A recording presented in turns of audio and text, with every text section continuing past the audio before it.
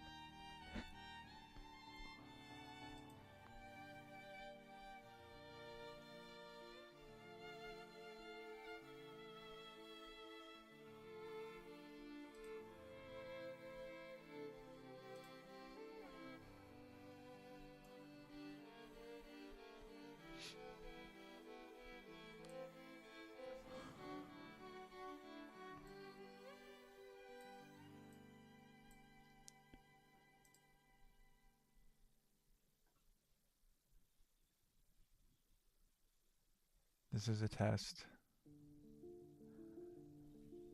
Testing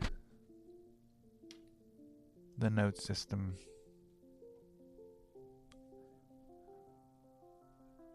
Oh wait, no, we're not doing that. We're testing how to go to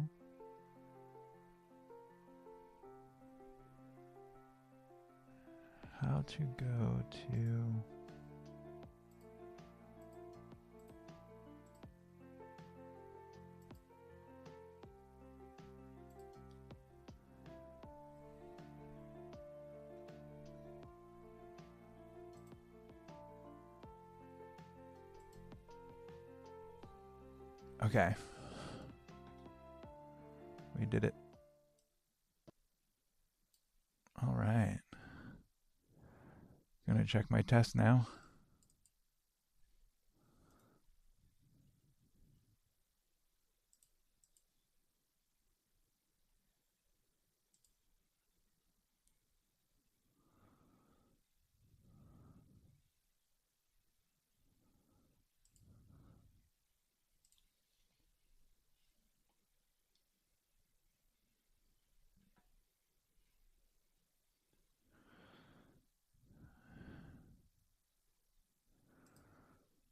All right, test is good enough for me.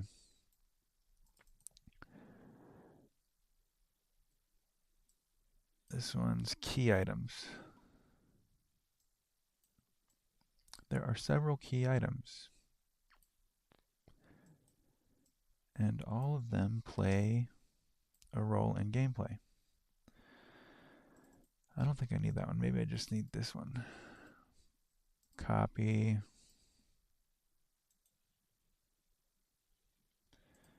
This is we're going to duplicate. I think that'll look fine.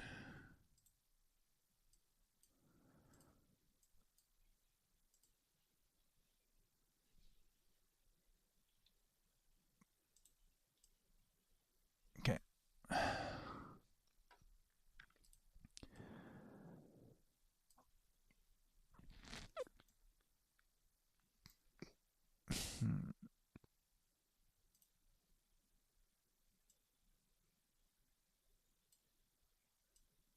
Is there such a thing as a text box?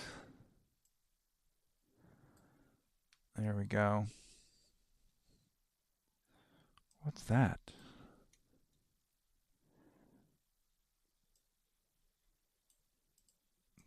Okay, that's totally illegible. Delete this text box. Bye. Yeah, I would like to delete the layer.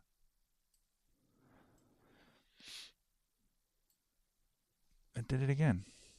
What's going on? Oh, that's probably the placeholder text. This is a common problem if the kerning is not correct. You need to correct your kerning. That's the vertical space between lines of text. Did you know that? Kerning. So that's on a size 24 font, 24 kerning, vertical alignment. That's what it looks like. But if it's too little, then it's grouped up like that. That's 16 kerning. And my personal worst favorite, too much kerning. I did to Photoshop all the time. Alrighty. So this is key items. Oh, snap. Key items. And this is a very important part of gameplay mechanics.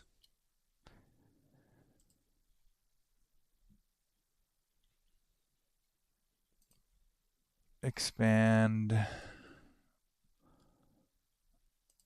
And let's see.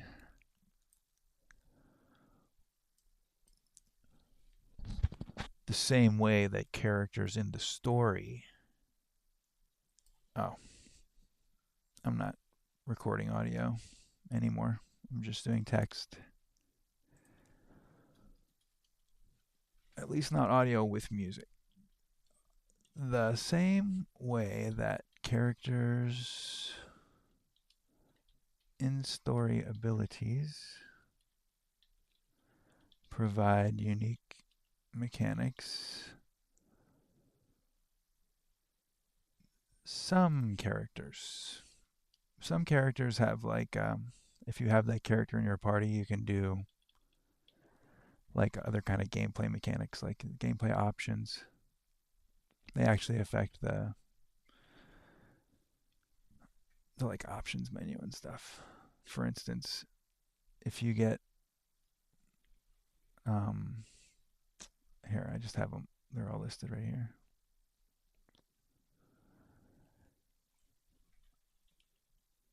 The same way some characters like Shala and Gasper and Arbiters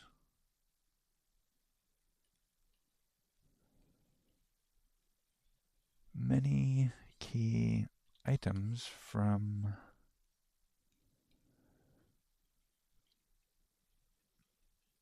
we know they're from Chrono Trigger and Chrono Cross, so we'll say many historic recognizable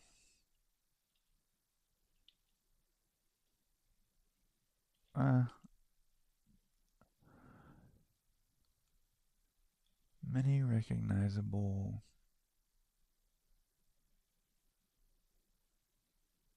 items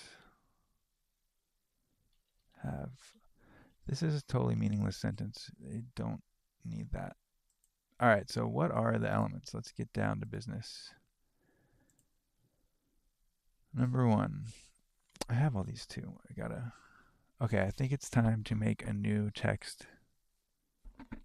So this is key items general. And we're going to duplicate it a couple times.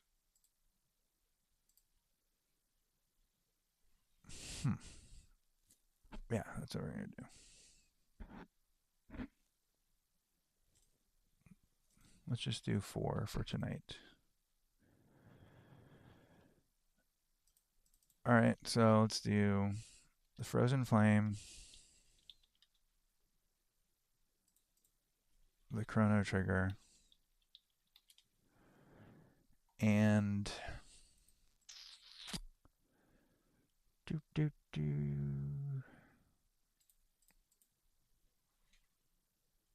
ancestral elements.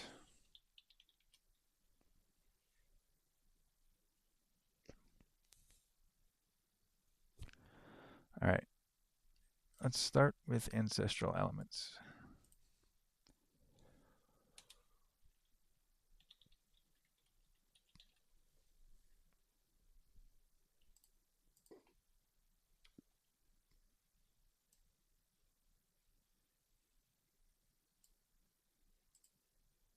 copy and paste.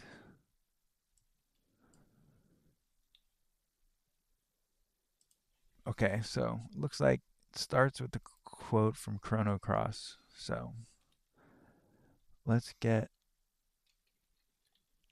this picture in here.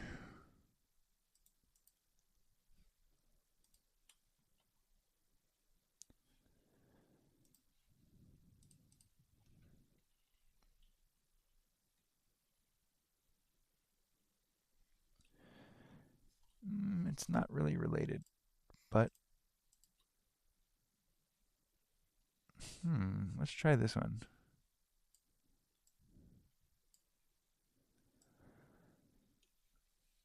All right, but really this does not concern Marl or Luca. This is really about an Ayla thing. So it starts with a quote, which I think is actually more confusing than helpful at this point. I'm going to get to that later. It's like the ancestral elements is the thing that you play at the end of Chrono Cross to separate Princess Shala from Lavos. Yeah, this quote is not relevant at the moment. Should I just delete it? That seems risky. I'm not going to delete it. I'm going to leave it for now, but ignore it. Elements have an ancestral. If you want to reset the game at any time, you activate the ancestral element sequence. So it's like we're taking that mechanic from Chrono Cross where he frees Shala. And now, if you do that, basically by when you get Ayla, you can at any time perform ancestral elements, and that will take you to her start of the game. So if you start a new game, you always start with Princess Nadia, but after that, it's not a guarantee. Like, there's permadeath, right? So if you're playing with Princess Nadia and then you've recruited Ayla, but then Princess Nadia dies, then Ayla becomes like the focus of your narrative. And next time, if she dies, then you'll start with her beginning, where you grind up in her main area with the other cavemen and her team and cave women. And so you grind up a bunch in Gaia's navel, and you can also talk to the new and learn like that weird stuff that we talked about last time that he says. And you can find Dreamstone at that time frame too. And it really takes a long, long time, but you can make crude Dreamstone weapons. So that way it promotes that you see the dynamic is like if you die the first playthrough, then the skill level gets adjusted and the story takes you to you're basically just like at Ayla's hometown, Gaia's navel. And then after you progress to a certain part of the map, or if you go to a certain part intentionally, since it's more like a cul-de-sac, that region, then you'll meet up with Marl and Robo as they're coming out of the portal, which like you already played through that the first time you played the game. So they come out with the same stats and stuff as they had in the previous run through of the game, and items and everything, like a carbon copy of the life, the hit points, the magic points, the text that you had. It's like you'll encounter them if you have an Ayla start, and they come through if you go to the part of the island that has the time gate. But if you don't go there, then you can just get strong as hell on the island. So that's what we're talking about, the adaptive difficulty terrain. That's part of that system. So Chrono Trigger had active time battle system, but in this one we're going to invent adaptive difficulty terrain. And that's like if you're a level 60, then the monsters around you will be like, they're always just a little bit out of your reach.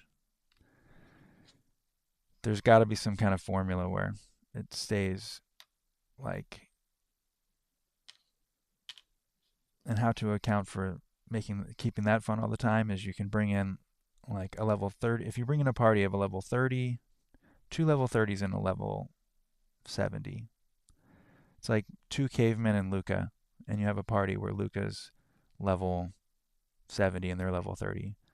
So the average of that is like, I don't know, 50 or something. But still, with the adaptive difficulty terrain, the monsters they still got to be kind of a challenge to Luca. I don't know. I'm not a gaming mechanics expert. It's just like the concept of, it's based on the first one. Hold on, I got a quote here about that. Let's see. I think it's under replayability. Oh, difficulty. Yeah, this is from the Chrono Compendium article, Chrono Trigger the Perfect, from the Jump Books Dokusen project. Anyway, they said Chrono Trigger was so cool because Chrono difficulty drove the narrative.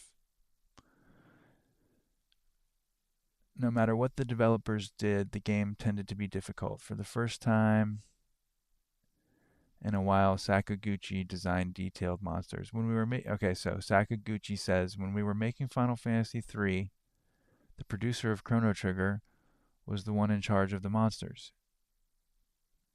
Okay, so that's just talking about designing the monsters.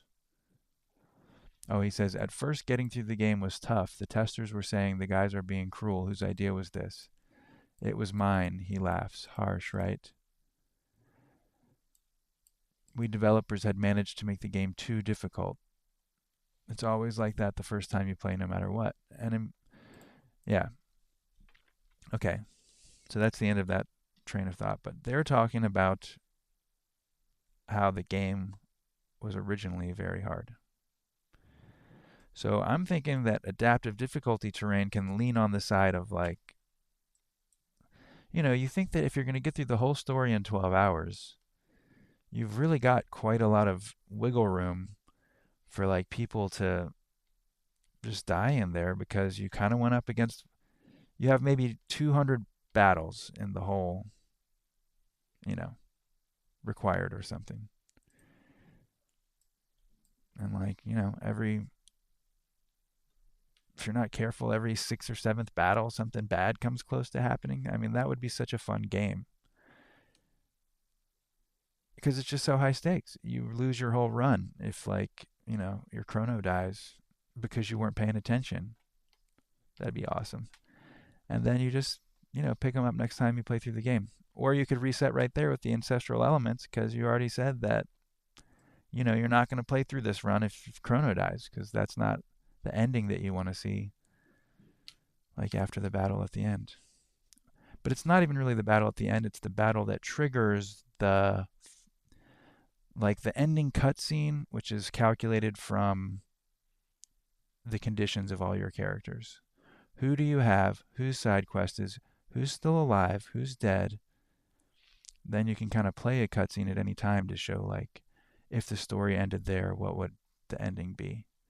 But, after that, you can keep playing in the break because there's pocket universes and stuff you can go to that behave like Chrono Trigger 1 kind of was. Imagine, that's a different topic. I need to change the picture. This picture's been here forever, but at any rate, the point is Ayla's tribe know the ancestral elements intuitively. They sequence the elements in an order that can reset the game back to Ayla's beginning. So if you get to like the Vision Serpent fight right after 2300, which is what I was going to get into later, because I didn't quite explain that so good later in the last episode. But basically, if you go to 2300, okay, I'm going to change the picture before I finish this. As long as you have one of the tribe in your party, you can reset to the Ayla start before she finds Marl. You can train exclusively on Gaia's navel because they're not going anywhere. Ooh, improvisational side note. You might. No, I don't want to add that yet, but there, you know, bonus later, you can do like survival battle. It's an unwinnable survival battle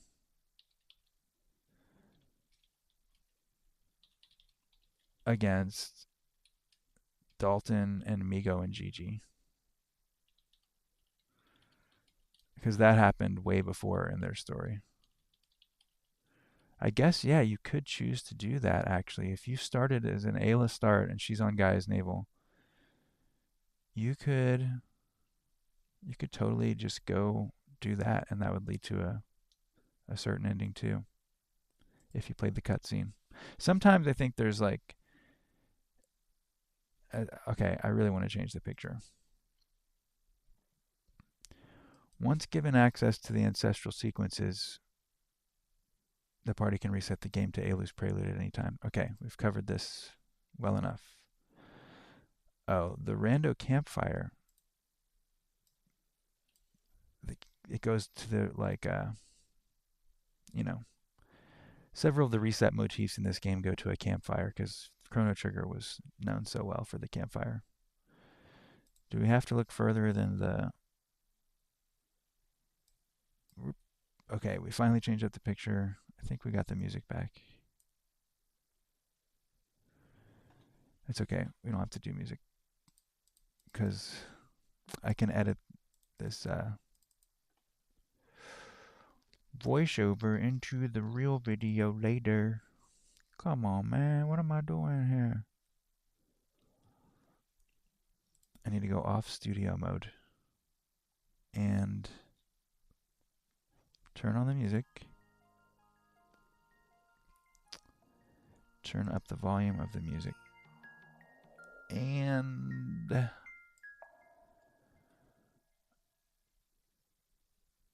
turn off the text. Okay. And now you can do like this. Oh, let's talk about another key item. We got ancestral elements. That's not really an item, that's just kind of like a function of recruiting Ayla and her tribe, is that now you know the ancestral elements because they just know it. Okay, what's another key item? Or at the moment, I would actually sort of like to go to... I saved this, I'm going to save it again. I would like to go to talk about the adaptive difficulty terrain again. ADT. Added. One time in Chrono Trigger, I saw... I'm just going to put this... Oop.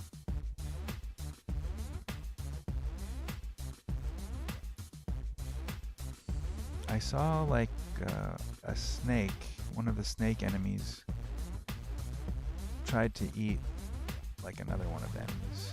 And it's just like, dude, that's so badass that... What's the thing? Enemies acting as they would... Oh, wait. I wanted to do it like this. This is how I want to do it. I want to go like this. Okay? And then I want to do like this.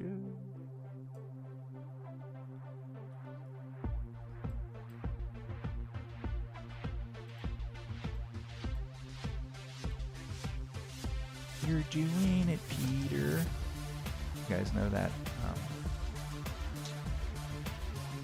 that movie Hook with Robin Williams? Where he plays Peter Pan. You're doing it, Peter. Okay, here we go. Perfect. Aw, man. Aw, I'm not perfect. Alrighty.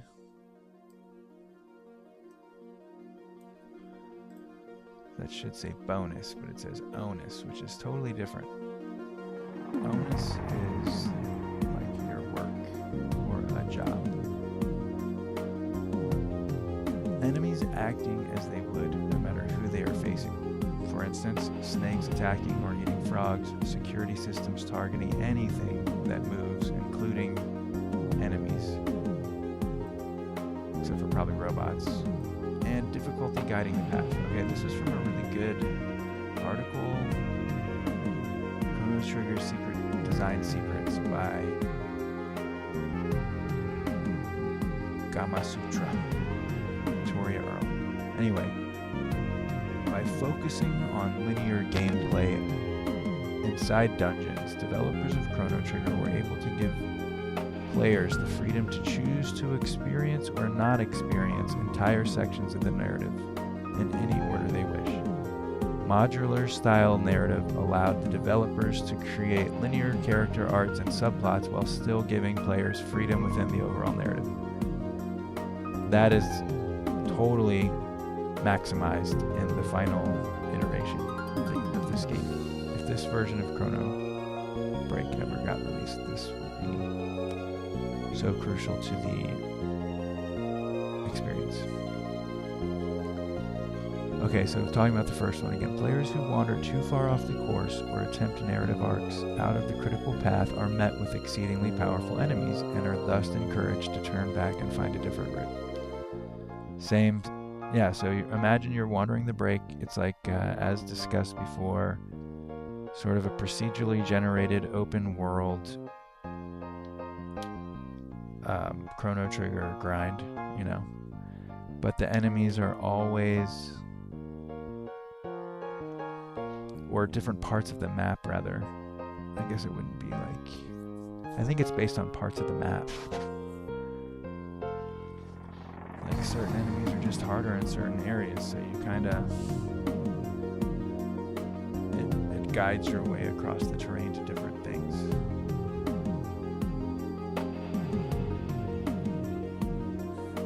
And also shows you where you can, you know, if you're fighting harder enemies, you're sort of like slowly, progressively pushing the story forward just by the way of the design too. Where like important side quest items, cutscene locations, and so forth are also,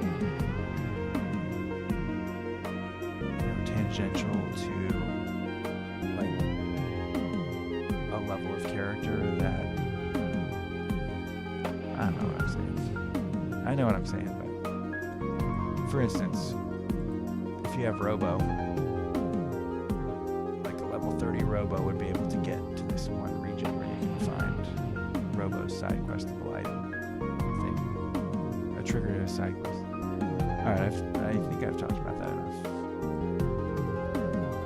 But we're also going to come back to this. Just like in Chrono Trigger, enemies will be really hard in certain areas if the narrative likes that part to come later. However, it is always possible to proceed if the player puts in the time to become strong enough, which goes back to the ancestral elements, and like if you get to the point where you're just like, this game sucks, I'm not really having any fun. I wish I could just play again, but I want to pick up Marlon Robo and I want to just do it clean.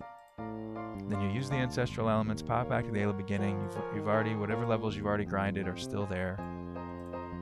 Then you run out, you find Marlon Robo, and then you're back to where, you know, you're back to that part of the game. So there's shortcuts built into this style like that too. And because you have like those levels from your previous run, you can go to areas of the map now that trigger, you know, cool narrative things again and again. It's like open world with collie, dog, sheep herding sort of vibe.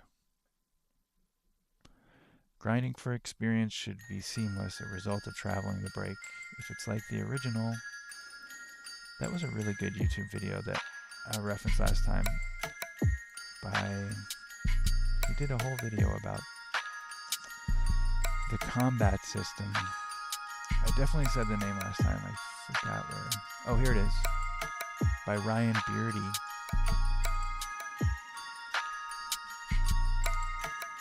So he said combat is, let's go to notes too.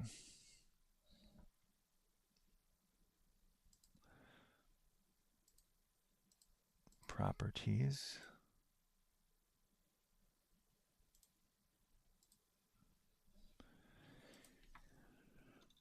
All right, cool. Let's go back to combat.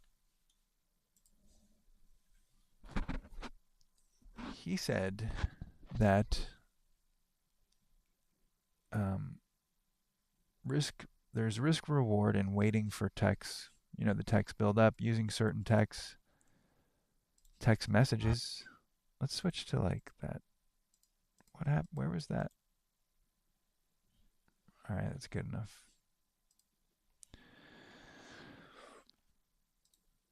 Spacing mechanics is big. Hassle-free gameplay, same as Chrono Trigger. Practice makes perfect. We talked about this last time. All right, so that's good to know. All right, so we did that one. Ryan Beardy's the video, by the way. That's why we were looking at that.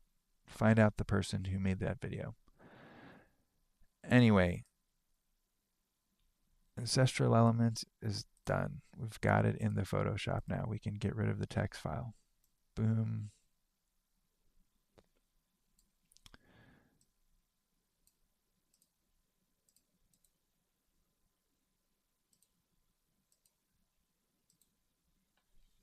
Okay.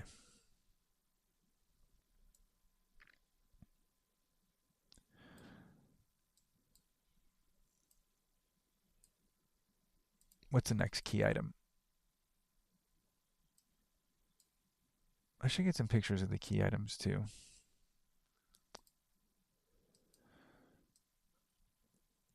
Oh, one thing, we have to put the picture up.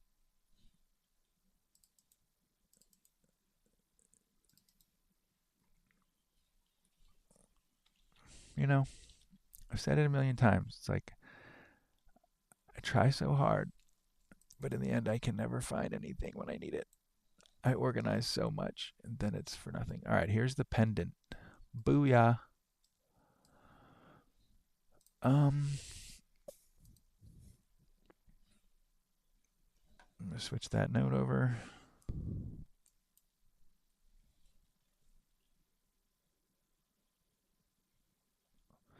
Honestly, they just glaze over it in Chrono Cross. Chrono. Are these on the desktop? That's fantastic. All right, so now we're talking about the pendant. Finally. Making it big. Okay. Marl's pendant comes with limited amount of time rewinds depending on what already used it, what's it's already used it for, and how it's been charged. Okay, yeah. It's kind of goofy, but they never even address this thing that they put into Chrono Cross where they just gloss over. It says the pendant would rewind time a little, sending kid into the immediate point to a safer point in the immediate past. That's has an explanation that I'll get to. But it's a little known fact because it's never really used, if I'm not mistaken, in the game ever. But in this one it is. Finally, you got the pendant and you can go back in time a little bit, which helps to negate some of that extreme difficulty that I was mentioning earlier. So the pendant's really key. This helps to, and if you have Marl and Marl dies, Robo or Ayla can carry the pendant. It's not like what would happen in real life. Just because someone dies, that like no one ever can use that pendant. Pff, no way. So the pendant stays in the party. If you use the ancestral elements to go back to the Ayla restart, then you get the pendant when you get Marl and Robo. At any rate, if it's charged with like that zeal energy, you know how the pendant has to get charged. If it's charged up, then you can use it to rewind the past. If it's not charged up, you're not rewinding anything. It can help in fights, and like it helps with, remember before we were talking about when you have to cross the the planes to get into the break from 2300, and there's like laser beams falling on you while you're driving the bike. If you have the pennant and you get hit by a laser beam in like that kind of difficulty gate, then there's like gates of difficulty too. Back to the difficulty driving the story. It's like it's kind of hard to get across the plains in 2300 to enter the break, which you're really like already in once you go to 2300. It's just like you need to pass through the singularity to get to like broken antiquity where the break is. All right. And also you can use the pendant, you can use it for a variety of things. You can use it for rewinding time, and you can use it for its classic use, which was opening chest doors that are magically sealed. And if you'd hold it up to any telepod, you will go immediately to... I will explain that later. That's a surprise for later. But remember, like in the break, the pseudo-infinite procedurally generated questing map, hopefully in Akira Toriyama style. If you encounter a telepod, because like Luca finally finished her invention. By the way, Luca lives in the break. All right. The Luca from the whole story lives in the break, and she's older now. Hold on, I'm gonna throw up like the picture of her house.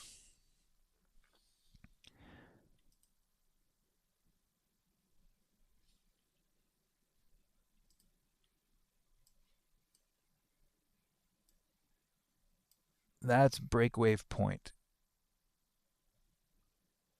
which was a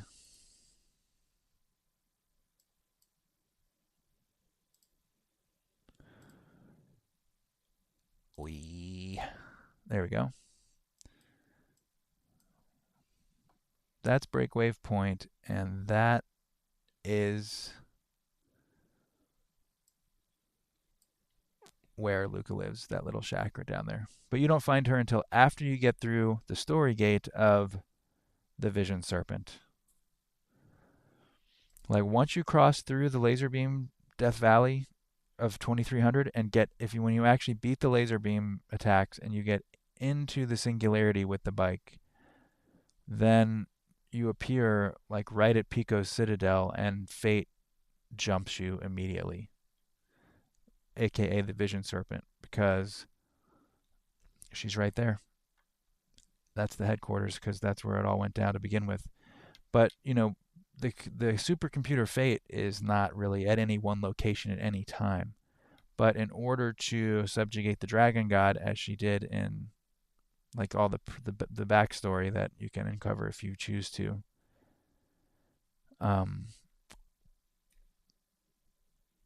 that like had to have an avatar to integrate with the Dragon God. So there is like the fact that they both want to be in the physical world, they both have to have these avatars, and Fate has attacked and subjugated the Dragon God one to like totally dominate Earth, the planet, so she can do all the time crashes infinitely and just like terraform the Earth with the powers of nature because she controls the Dragon God. That's what's making the procedurally generated map that the break is.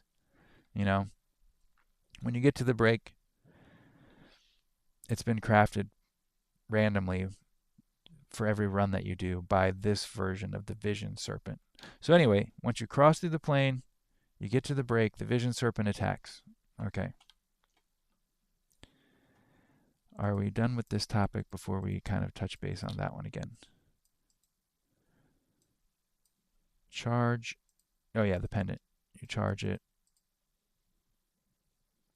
Okay, so this goes back to key items. You can put one key item on one character.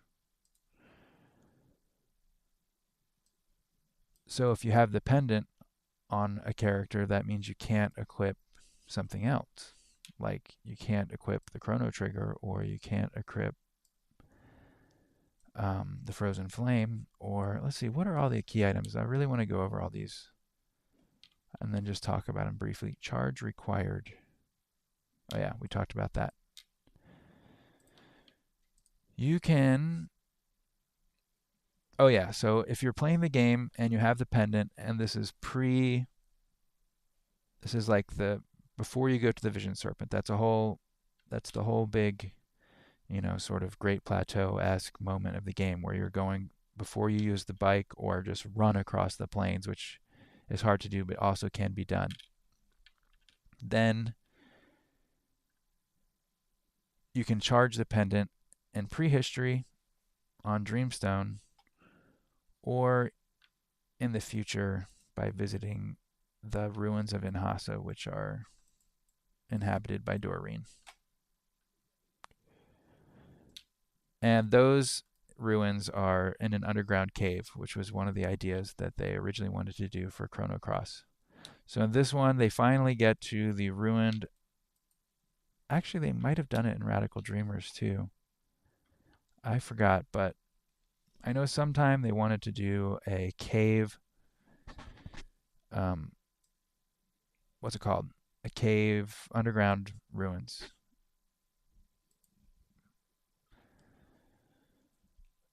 And then, what's a way to make charging the pendant not a chore? Should it be a chore? After entering the break, it's going to be rechargeable. Oh, after entering the break, I feel like that's when it's not a chore. Anyway, we'll figure it out. There has to be a good balance of. I think it could be like, I'm just going to write this down and we can change it later. After entering the break, it's way easier to charge the pendant because of, I don't really know yet, but it just feels like that's what it would be. And beforehand, before crossing the plains in 2300,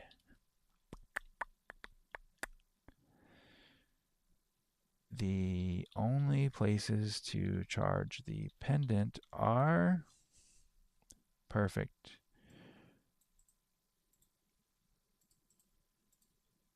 So that means that once you get to the break, there's something about it that makes it like the pendant can be charged more easily. Cool. All right, so the pendant thing is done. Let's talk about the other key items. I'm just going to do a key items file. Key items. Boop. Save. All right. You know what? If we're talking about breakwave point, we definitely have to put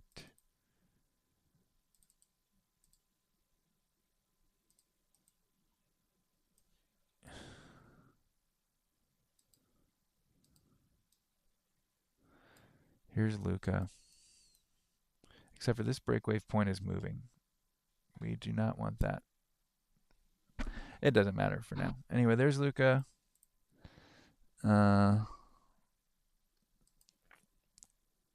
And she's like, so all of the previous videos in this series are like about Luca's story and how the break gets created basically. And this is our Luca from the very beginning.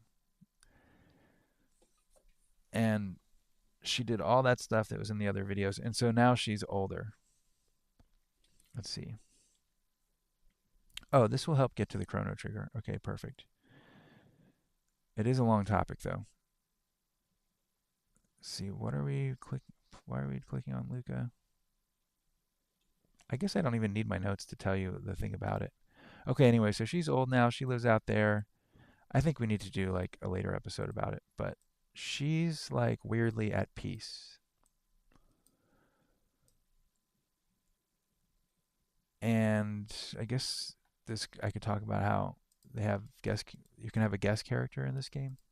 Probably talked about that last time, but she'll go out with you at any time as a guest character to help you get around the break and stuff, but you can't control her until you recruit her, and you can't recruit her until I don't want to spoil it yet, but she's recruitable later, of course. Oh, I forgot this series doesn't have any spoilers. there's two ways to recruit her. One is the New Game Plus way.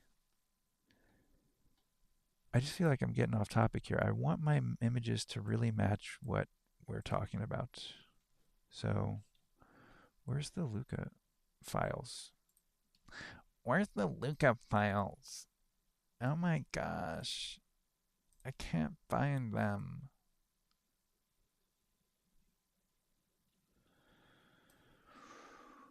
Whew, I'm really dying here.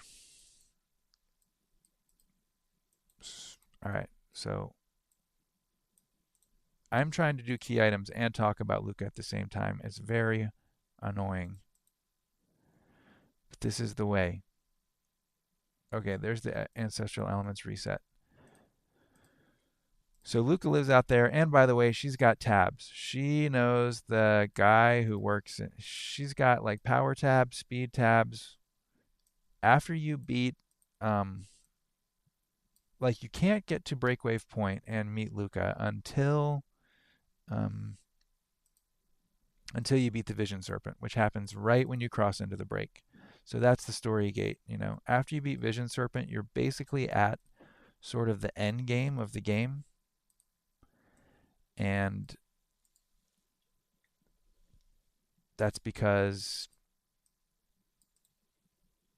like the theme of the story is that you actually never end up having if you go and you defeat Pico and Janice, then like you'll have a big battle and everything and things will happen, but you'll still be basically at this end game where you're in Breakwave Point and that's it. Like this is from here on out, anything you do comes back to this procedurally generated thing, and Breakwave Point is your headquarters. No end of time in this one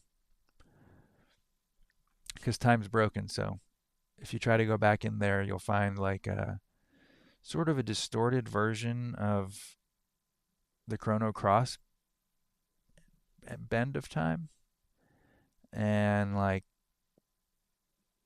Pico and Janice are just standing right around the corner waiting for you when you get there. So that's like a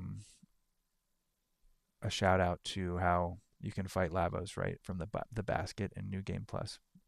Anyway, once you cross into 2300, you're actually in the break. Like you can't go back to the end of time from there because time has already been, you know, sort of scooped into the break from that point on that timeline.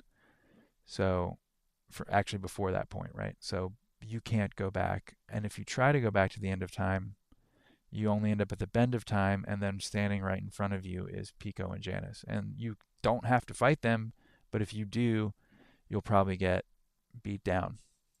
Unless you're, you know, new game plussing and you have, or you trained up a lot on Gaia's Naval.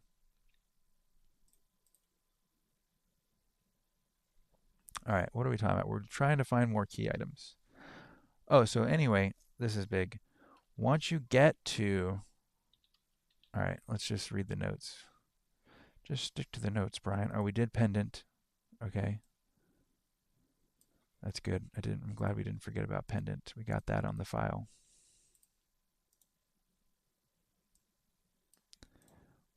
Whoop. I will try to cut down on all those stupid noises. We can talk about that later. We can talk about that later. All right, but there are more key items. Just gotta find them. Let's just start with Frozen Flame because I know that's one of them. Mechanics. Okay, perfect. Oh, here they all are. Astral Amulet, Einlanzer, Epoch, Frozen Flems,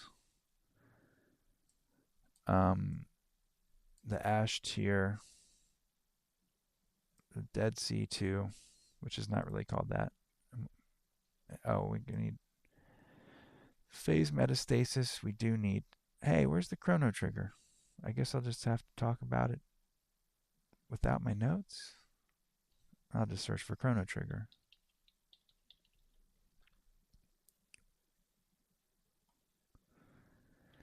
It's not on here, bro. That makes no sense. Maybe it's in that Luca file. All right, we're going after the Luca files after all. Or we're going to breakwave point. And breakwave point, similar to Pico and Gob and all the other names, was an unused place in Chrono Trigger. Breakwave point. Which is helpful that they made a game called Chrono Break and it has such a cool sounding thing to go with it. Okay.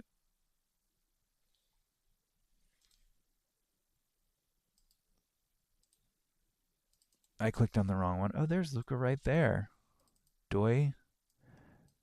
Okay, Luca's themes, old Luca.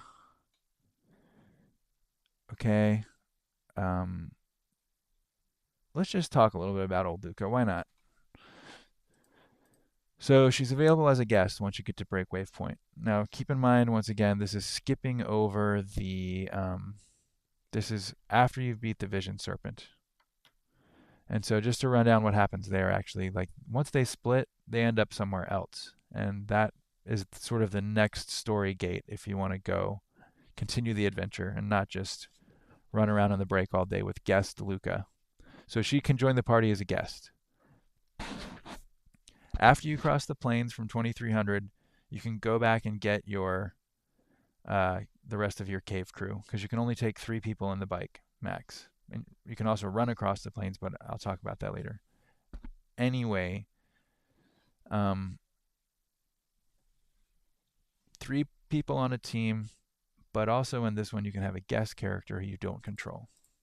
And anytime you ask, Luca will come out as a guest in your party. So that's super awesome because that means that like you get to the break, you're about to explore this huge map, you know, and then suddenly you get the most OG character from Chrono Trigger that you're not playing as, which is Marl, and is not Chrono, which comes later or earlier, depending. That's a different story about Chrono. I'll talk about that in a little bit. But anyway, what am I trying to say here? Oh yeah, then you can just run around the break with a guest Luca. She's just basically, you know, saving you left, right, and center. Like at this part, while you're training up and learning about your environment, the adaptive difficulty terrain and the extreme difficulty um, takes a little back seat if you decide to bring guest uh, guest character Luca with you. Okay, so back to Luca's character then. By this time, she knows reptite culture, so she knows the weird reptite language and their brand of like psychokinetic science magic stuff, as talked about in part 3 of the other series.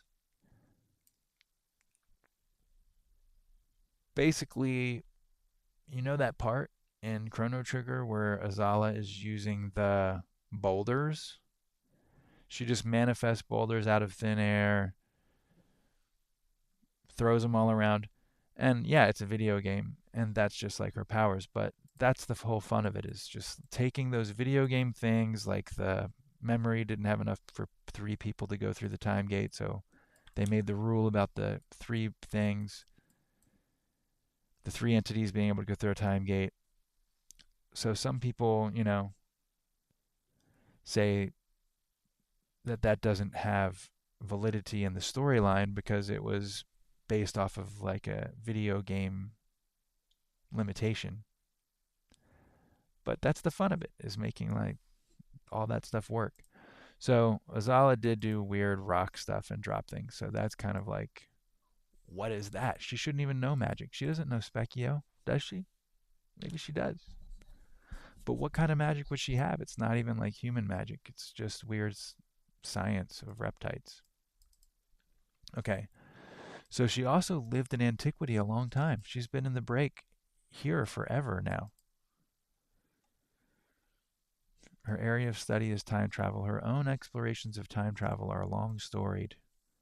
After her time with Magus plus what she gleaned from the Chronopolis computers during her time as a prisoner, Luca is pretty sick at time stuff, which is one of the reasons that she's got the key item. She's got a chrono trigger at her at breakwave point.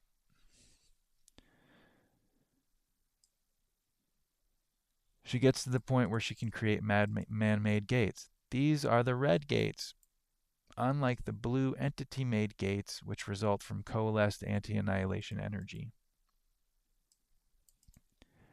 I'm really excited to talk about the anti-annihilation energy and like the way the gates are later, because someone noticed that the time gates only in Chrono Trigger, the time gates all lead to places preceding a great catastrophe.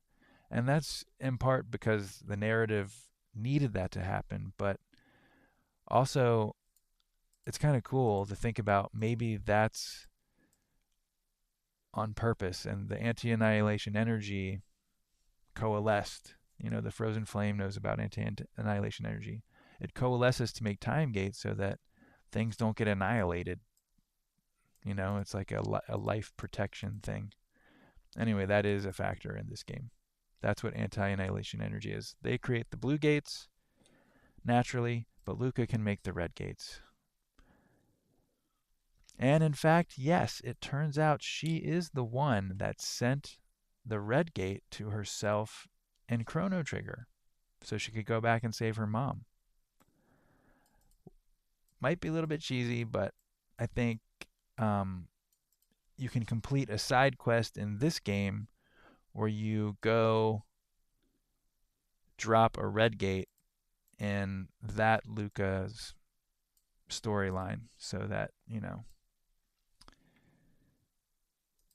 And this is why I like this double, because if you remember that scene where like she goes through the red one in Chrono Trigger to go save her mom, she tries to wake everyone up before she goes through the gate.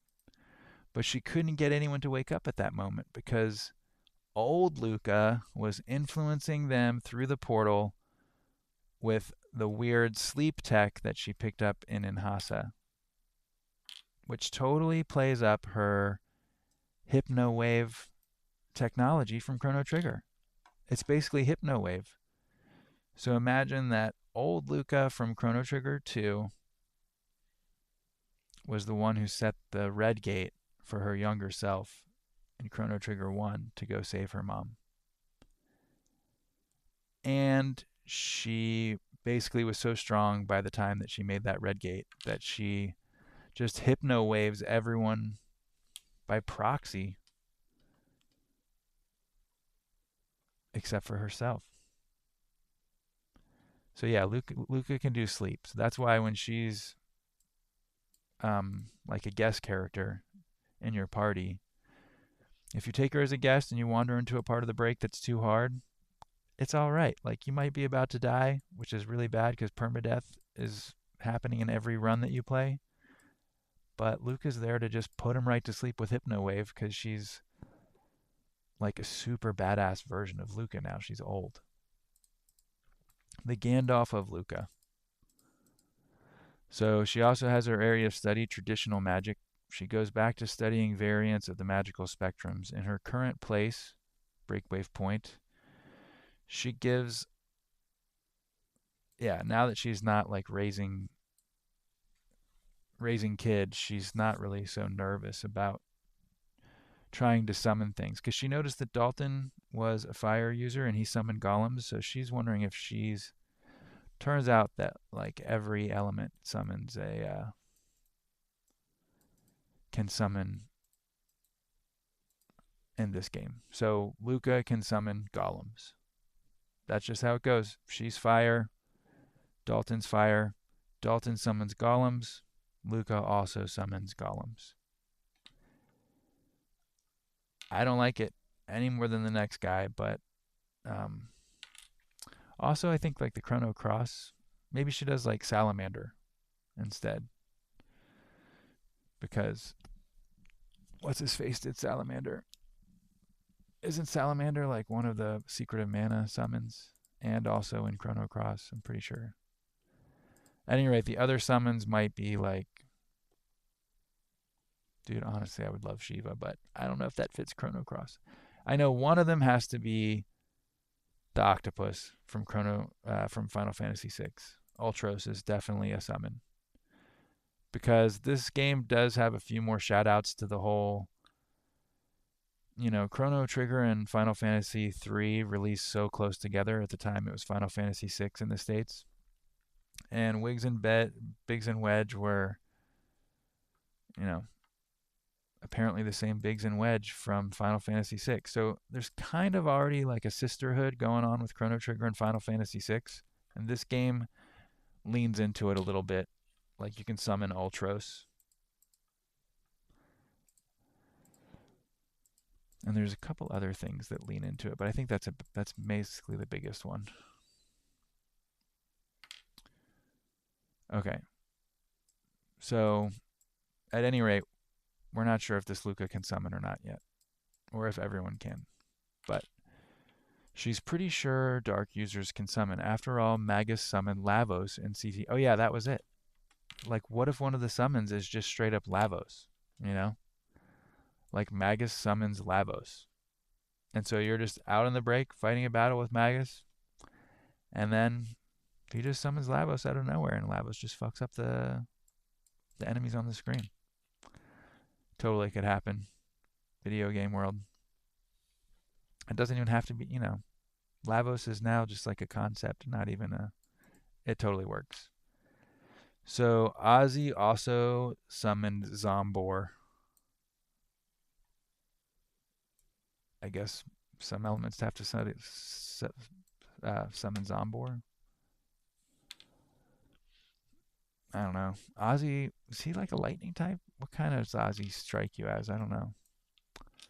He's kind of a monster too. I don't know if that's even worth talking about too much.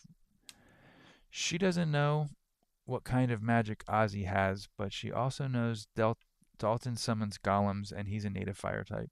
If Dalton could do it, she can too. So Luca can summon golems. Anyway, this is more about her position at Breakwave Point. Nonetheless, Luca is sort of a matriarch, a monarch. Oh yeah, she's like royalty there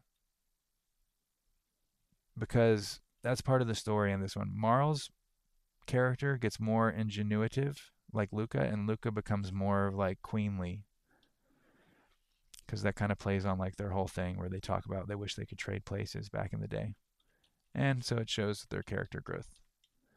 Marl's more ingenuitive, and Luca's more regal. She also gets into brainwaves and stuff, a la Hypno-Wave. When she sets the red gate so her previous self can rescue her mom, the reason no one would wake up was because old Luca had them entranced with her advanced Hypno-Wave. Old Luca is a great tool. Oh, I'm sorry, you're not even reading the same notes as me. That is so... my bad. Okay.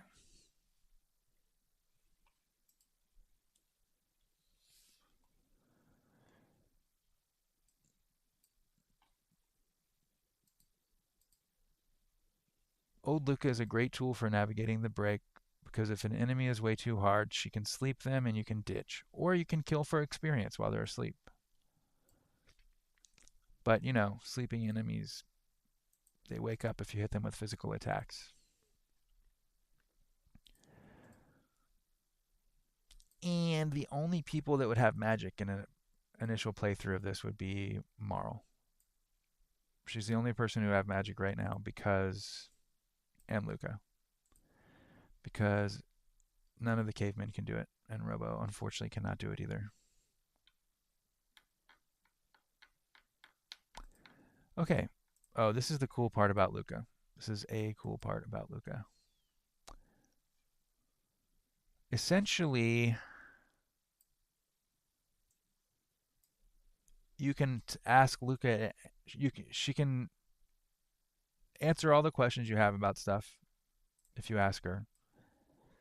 And also, you can do like the side quest, the first Pocket Universe side quest kind of alternate chapter.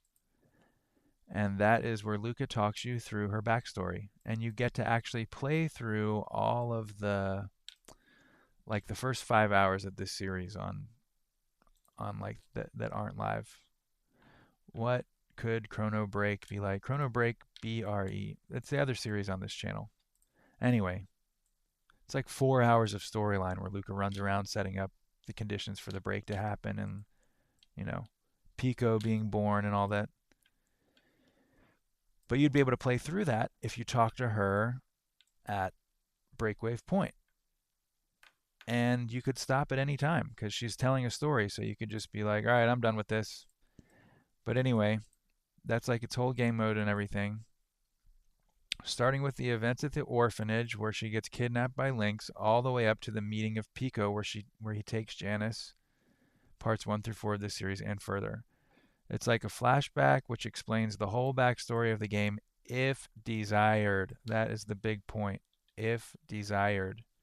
If you want that super heavy, you know, dialogue intensive storyline kind of stuff that explains all the headache that it was that took to create the break, then you can play through this mode. It's a single long quest in the greater narrative told via flashback, and you can stop and start anywhere. Okay? So that's one thing you can do when you reach Breakwave Point, and also that's a condition of Luca going from guest character to playable. After you play, okay, I think I know I wrote that down, so I'll just cover it. If the player, this gets explained, finishes, I wrote it down somewhere else better. I know I did. Okay, she'll only join the party if she won't join in the fight against Janice and Pico. She just won't join in. She realizes what they've done is fine. It's done and the world is fine how it is. This is up for debate. Like I was telling you, she's at peace and you don't really have to kill Pico in this game. She's kind of already there. She's like, it's pointless. Their time is broken. You can't defeat them. Just let them be. They're not doing anything right now.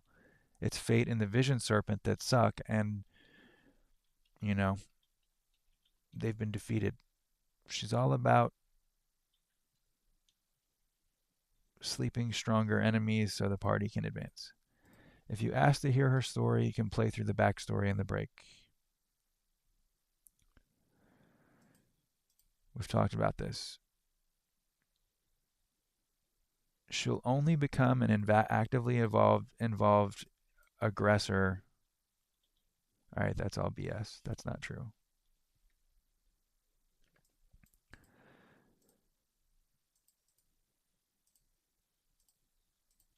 She'll be the guest, but she's only support. She becomes actively. This is. She's the Melchior of the break is true. This is gone. That's making me angry. I'm going to delete it. It's not really like the world is fine how it is. She just sees the futility of fighting, and also it's kind of good. Like except for fate controlling everything super hard, it's generally peaceful there. Basically, her spirit's broken because like of all the awful things that happened to her, but you can rejuvenate her, and that's when she joins the party, of course. She's kind of like the Melkor of the break, recruiting old Luca and defeating the Great Maw. Don't read about the Great Maw yet. Great Maw is a ending side quest. Great Maw awakening is caused by and cause. Don't read about Guru Luca either. That's not a thing yet. Also, she will come with you if you bring her a side quested Magus. Magus knows what's up with Janice and just wants to talk him down. He doesn't even care about Pico. All right, kind of off topic, but yes. All right, here we go. Asking Luca to explain what's happening at any time prompts her to say it's a long story, and then the player can actually play through the Dusk of Time side quest, which goes through the events of 1 through 4 of this series and beyond. The result of player interaction with this unique side quest has an impact on old Luca's skills if she is ever recruited to the party. when she inevitably is, if you have any kind of heart and want to make her a playable character. But anyway, Luca's journey is based on traditional save states, so the player cannot die out of this story mode. It's the traditional game over with continue as an option. If you play through this mode to the final battle at the end of time, which is where she dropped off the egg for this all to start in the first place, with Marl finding it at the end of time, then what happens? To be explained later. I'm not sure yet. You can stay as Luca in the break as long as you like. You can stay with Luca. Oh, no, no, no. You can stay as Luca. Oh, yeah. Okay, then what happens after her story mode is done? She does the same thing. Then you have 18 years on the time clock or whatever. You have a certain amount of time to play in the break with Luca and map the terrain of your run's particular procedurally generated map, gain items, and so forth. And then, when that time is up, or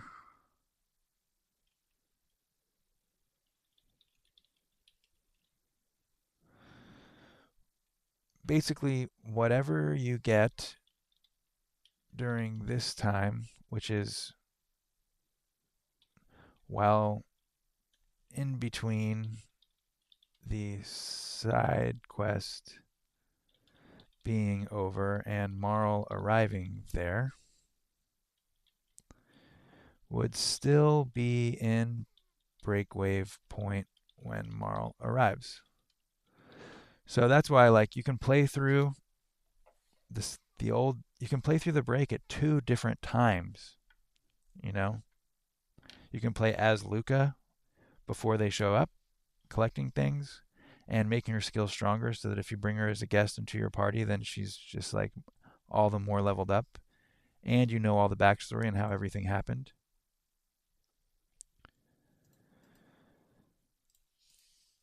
Okay. Prelude. So Luca's sort of journey is like, after seeing her mother crippled, her friends die, getting ditched by Magus, her orphanage burned, never knowing what happened to Kid, then being locked away in Chronopolis for years, Luca didn't care anymore. She went to prehistory and convinced Azala to waste Lavos. That is the summary of her side story. Her relationship to Pico. This is all for something else. After part 4, Luca's in Hinge. That's her time. Okay.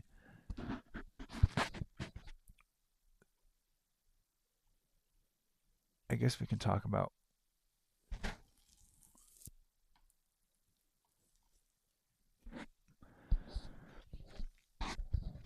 Luca is on. So this is her alone time in the break if you're playing through.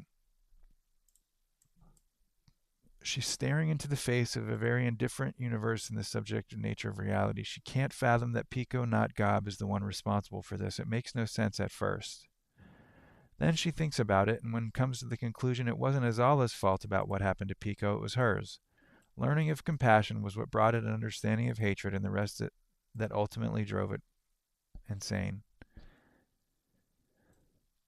Luca feels crazy guilt and weird emotions about being responsible. She blames herself, whether it's true or not, claiming she garnered his awareness. So she's in a bad place for a while, but not when the party shows up. Not when Marl comes. Like you can rearrange her headspace. If you rearrange Luca's headspace with side quests in this prequel break episode, then you can have different outcomes when Marl first arrives. Okay. So what does she actually do?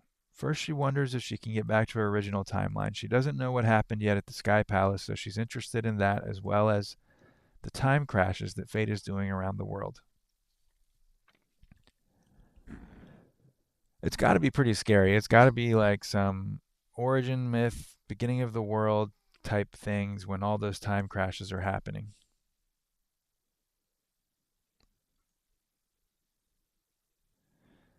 The Chronopolis researcher in Chrono Cross says, in the 11th century, a scientist by the name of Luca indicates the possibility of time travel through the use of a time egg, which utilizes miniature black holes. Whether this could actually be possible or not is still the subject of intense debate, and no conclusions have been made. According to her theory, by rotating a single point of supergravity, space-time continua can be drawn in, thus making it possible to transform that singular point which pulls everything else into a ring formation. This is why Chrono Cross was not for everyone. It's so dense. It's so dense. Using the ring as a gate between dimensions, it should be possible to travel back and forth between various space-time. So before, in the prequel story, when she had Magus there, she was using his gravity powers to experiment with learning about time eggs. And now since she gets to Breakwave Point, she starts building time eggs and chrono triggers with what tech? I think she's only built one by the time Marl arrives. But it's perfect. It's an absolute gem of a chrono trigger, which is also pretty much known as a time egg, if I'm not mistaken. But the reason why it was called the chrono trigger was its absolute potential. So this is a great chrono trigger with phase metastatic abilities. And what is that? It sounds like a mouthful, but it's really a gameplay function from an unexplained thing in Chrono Cross, which is like if you have a chrono trigger in your inventory, which you can get from Luca here, you can get one, then like you can crack it at any time and it will take you to this is really long. It will take you to like an ending that you can get. That way if you're just done with your game but you want to have a chance for a good ending and you want to start a new run but you don't want to like go out like you don't want to die or have a bad ending, then you can crack the chrono trigger and it will take you based on your conditions to a point where you can have a good ending. And there's other points where like things happen around you. That's called phase metastatic, where you see kind of like semi-opaque visions of your characters doing something, and you know that if you hit the chrono trigger there, you're gonna go someplace that resembles that. And that brings me back to like when you get Shala, then you can actually know exactly what the results of the chrono trigger. It's a long story, but it's all related to the gameplay mechanics. So what's Fate Luca's relationship like during this time while she's in the break? Luca is hiding from her or what? How does she set to a relative peace in the break? Does Fate see her as insignificant? Yes, pretty much. Plus Fate's got other thing on its hands. Fate's dealing with the dragon god and stuff. And Fate, how does he view? It's like Pico. I don't know yet. I had kind of originally imagined it as like Luca and Fate, kind of Luca and Balthazar and Fate kind of end up in this chess match.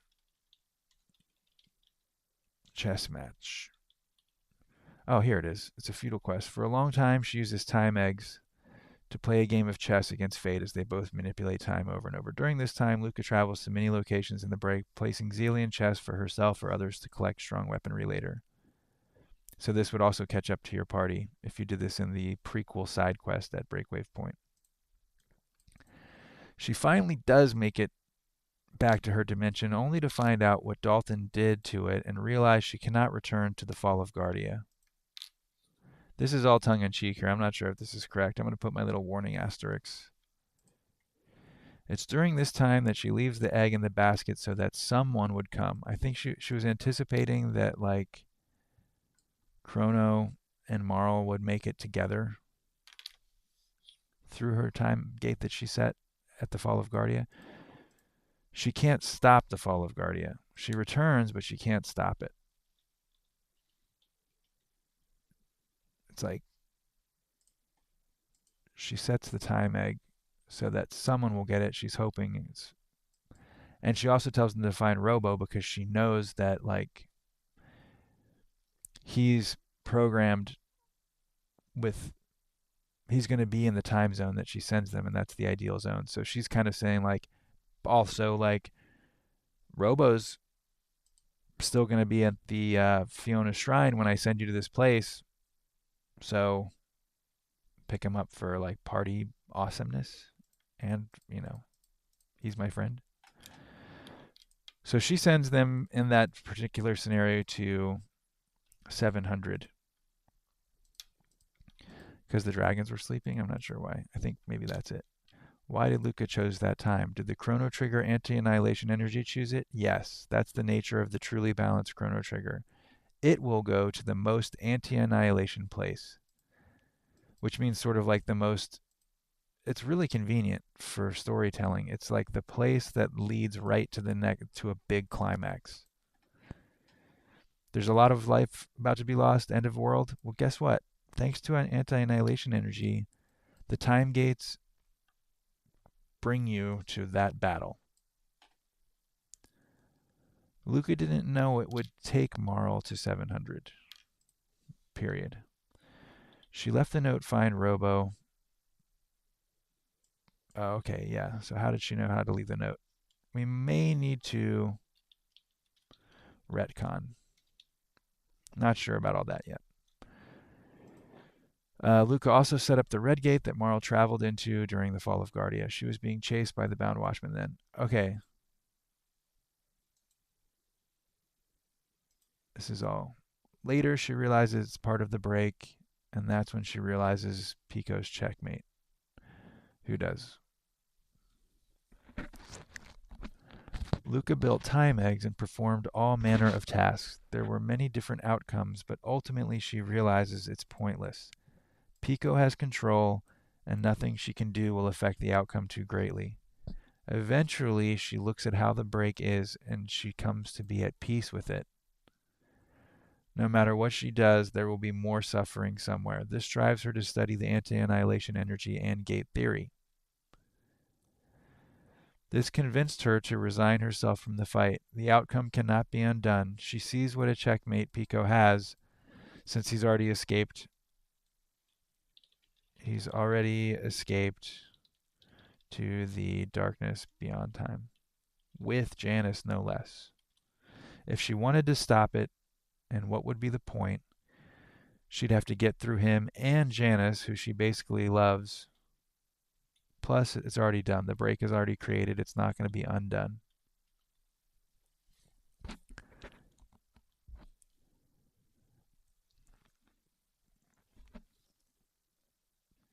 So, like, she kind of feels like Pico is her son in a way. I mean, the weird alien thing that she was, Lavospit, that she was kind of like imprinting on. And then, so that's kind of like her son. And then she like had a relationship with a grown version of Janice. So she loves him, but a different version, but this one's younger. So that's also kind of like her son. So she's not going to go, she's got no inclination to go fight Pico. The break's already invented anyway. So Luca in the break. That's when we find her. Her condition is as follows. Lahan. She's in Lahan. Maybe.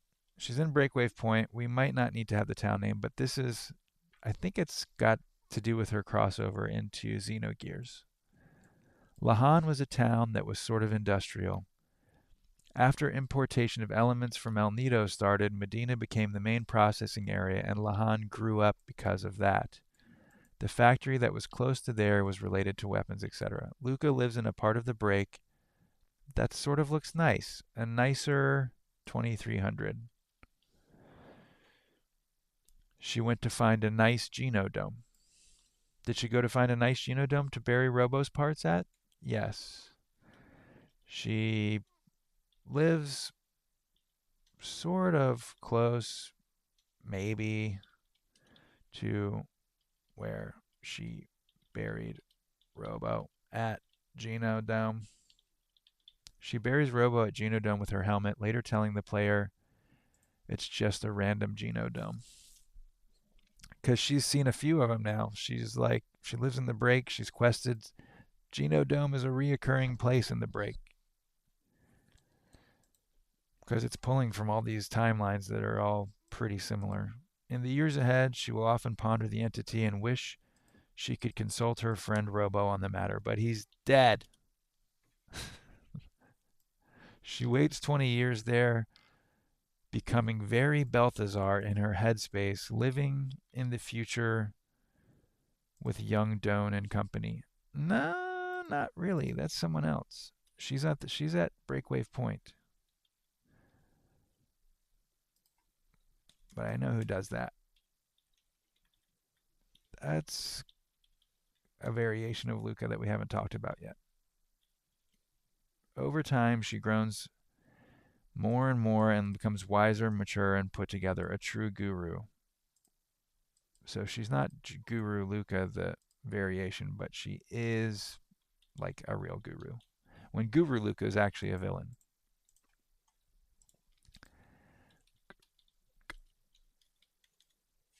Don't read about that. That's a spoiler. She thinks Balthazar might have caused all this trouble, reiterating that messing with time is just not worth it. It's moot now. Time is under Pico's control.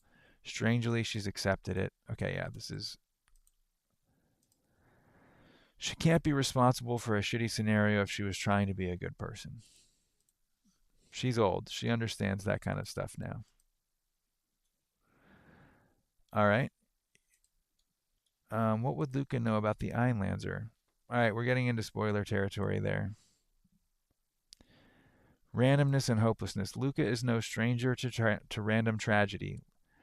She thinks about how random it all is, contemplating the entity. Remember the 2300? The trio had the choice to go back home. Okay, so in the original Chrono Trigger, she, Marl, and Chrono had the choice to go back home or try to change the Day of Lavos. She's like, this is sort of bad headspace, Luca. Marl randomly pressed the button. She wouldn't call her Marl. She'd call her Princess Nadia. Or possibly you. Randomly press the button. Or she might even say something weird like that Nadia. Which you never want to hear when someone's talking to you. Because Luca knows that there's just so many versions of people floating around out there in space-time. Which I don't really like. I have points with multiverse mechanics, and so we will discuss how this is not really a multiverse in this game. It's like multiverse, but it's limited. It's not infinite multiverse. There's only 3. There's like the original. I'll talk about that later too. But anyway, and there's not 3 versions of every character. Just because there's a version of them out there doesn't mean they have to be important to this narrative. But there is a version of Luca that's important to the narrative.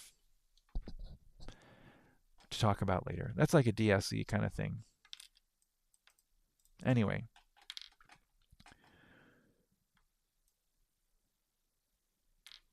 That version, Guru Luca, the villain Luca, is caught up about her mom losing her legs. Blah, blah, blah. That's kind of out of place.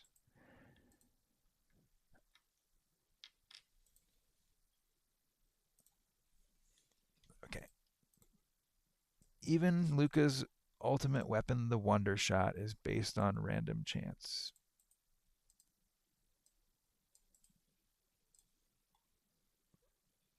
I think maybe Guru Luca should be the one to say there's a balance here, because that's a creepy echo of Balthazar.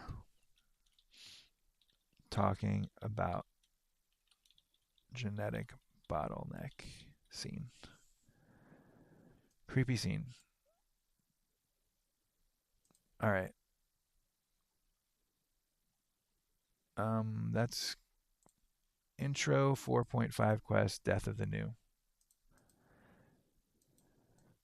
Okay, so I guess her side quest ends, and you start to wait for Marlin the break after the chapter, The Death of the New.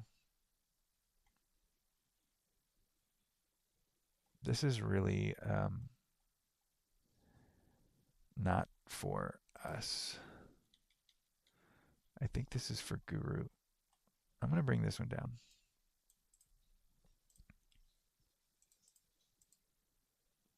Okay.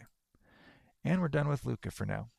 But at any rate, the reason I was talking about Luca in the first place is because you've got the procedurally generated map, and I'm just going to put this in.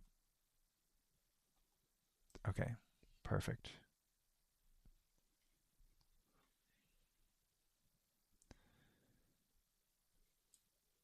There's a reason why, like, Luca goes crazy. I mean, she was on a razor's edge anyway. Maybe Guru Luca is just a part of the. Dang. It's an interesting. Okay. Guru Luca. And this all comes from, like, their whole reason for this whole side story and DLC thing was just from this one picture that. Who did this picture? Cymorg. Look at this picture. Anyway, so this is the first DLC quest. Guru Luca by Cymorg. Imagine like a villainous version of Luca who was also had like sort of guru. She had become a guru of zeal in her time. I'm not talking about that today. I'm way off topic now. What was I trying to do? Key items? Let's see, how long have we gone? An hour and 30 minutes? That's about how long we go.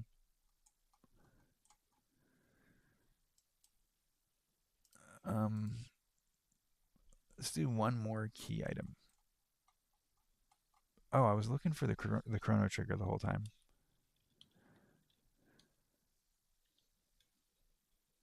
Or maybe we could just talk about what's going to be in next time. Okay, so you get to the break. Oh, next time we're going to talk all about the Vision Serpent fight.